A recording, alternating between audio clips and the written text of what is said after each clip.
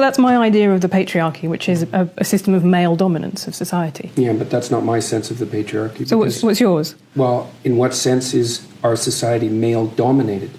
The fact that the vast majority of wealth is owned by men, the vast majority of capital is owned by men. Women do more unpaid labour. A very tiny proportion of men, and a huge proportion of people who are seriously disaffected are men. Most people in prison are men.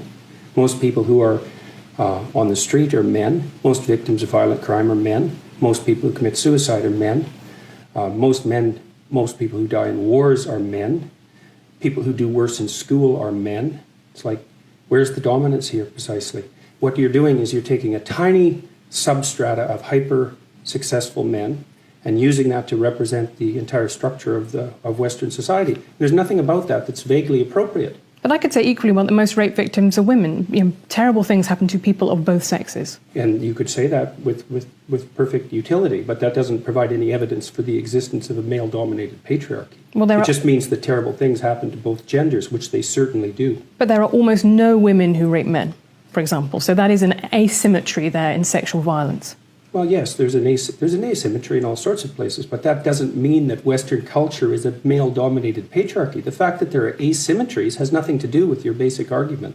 No, but you might equally... This is a trope that people just accept. Western society is a male-dominated patriarchy. It's like, no, it's not.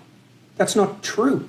And even if it has a patriarchal structure to some degree, the fundamental basis of that structure is not power, it's competence.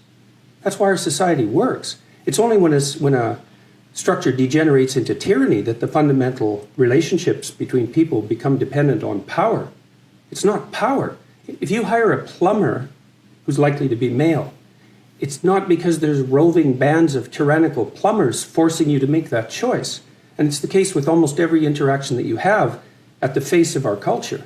You're dealing with people who are offering a service of one form or another, who are usually part of the broad middle class, and what you're looking for is the person who can offer the best service, and you can find it. It's not a consequence of being dominated by anything that's tyrannical.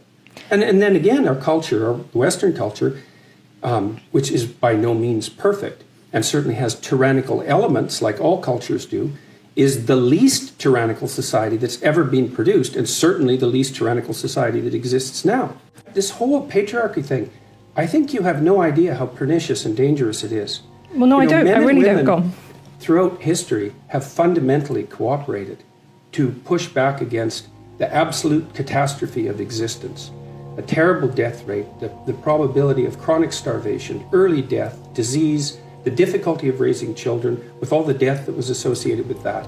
And to look backwards in time and say, well, basically what happened was men took the upper hand and persecuted women in this tyrannical patriarchy. It's an absolutely dreadful misreading of history. It's a terrible thing to teach young women, and it's a horrible thing to inflict upon men.